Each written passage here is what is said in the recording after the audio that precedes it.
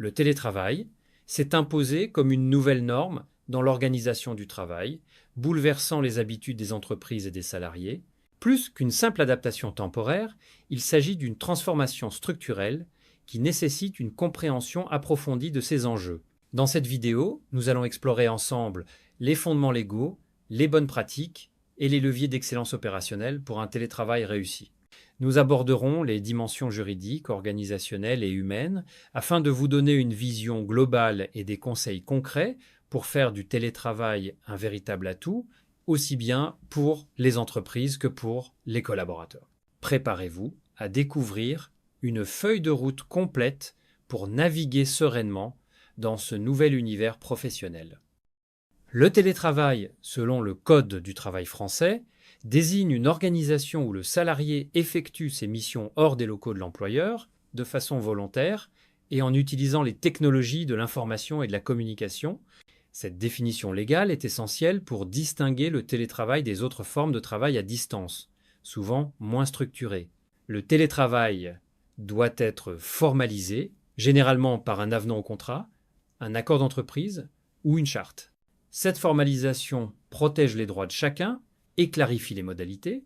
Les avantages sont nombreux: flexibilité, réduction des trajets, meilleur équilibre vie pro divisé par perso pour les salariés et attractivité, économie et continuité d'activité pour les entreprises.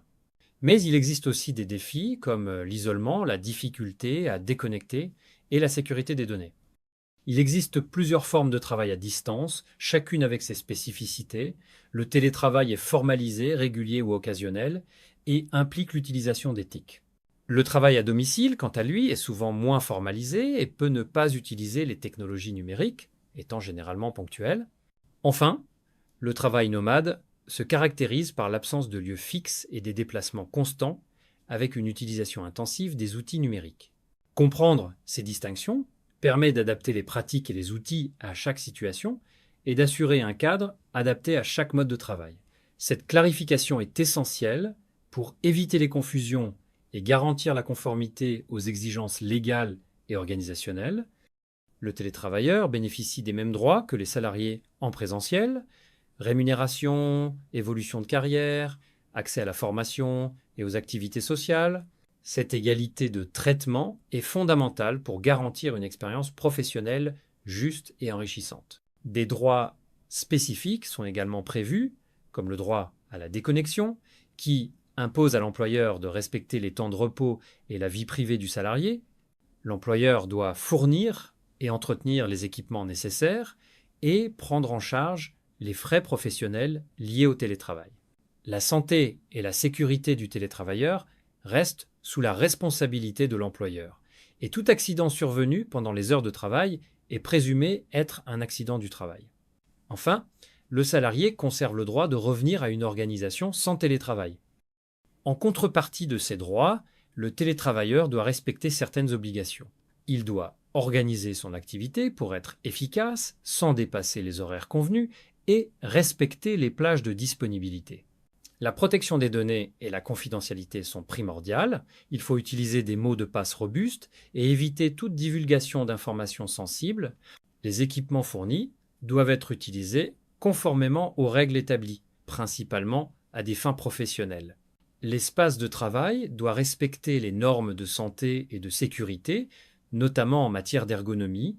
Enfin, le télétravailleur doit informer son employeur de tout changement pouvant impacter son activité à distance. Le respect mutuel de ses droits et obligations est la clé d'un télétravail sécurisé et productif. La réussite du télétravail repose sur l'engagement de l'employeur et des managers.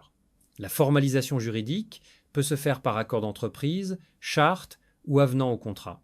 L'employeur doit informer et consulter le CSE, fournir et maintenir les équipements et prendre en charge les frais professionnels. Il doit aussi prévenir les risques professionnels, notamment psychosociaux, et adapter le document unique d'évaluation des risques. La formation des managers et des salariés est essentielle pour préparer chacun aux spécificités du télétravail. Le manager, quant à lui, joue un rôle clé dans l'accompagnement des équipes. Il doit prévenir l'isolement, surveiller la charge de travail, encourager la communication et instaurer un climat de confiance et d'autonomie. 3 voies principales permettent de formaliser le télétravail en entreprise. Premièrement, l'accord d'entreprise ou de branche, négocié avec les partenaires sociaux, définit les modalités d'éligibilité, les lieux de travail, la prise en charge des frais et les règles de déconnexion. Deuxièmement, la charte unilatérale de l'employeur, élaborée après avis du CSE, doit contenir les mêmes informations que l'accord. Enfin, l'avenant au contrat de travail s'applique aux cas individuels ou en l'absence d'accord ou de charte précisant les conditions de passage et de retour au télétravail. Cette formalisation garantit un cadre clair, protecteur et adapté à chaque situation, favorisant la réussite du télétravail au sein de l'organisation. L'efficacité du télétravail repose sur l'utilisation d'outils collaboratifs adaptés et une communication stratégique. Les plateformes de visioconférence, les outils de gestion de projet et la messagerie instantanée sont indispensables pour fluidifier les échanges et assurer le suivi des tâches.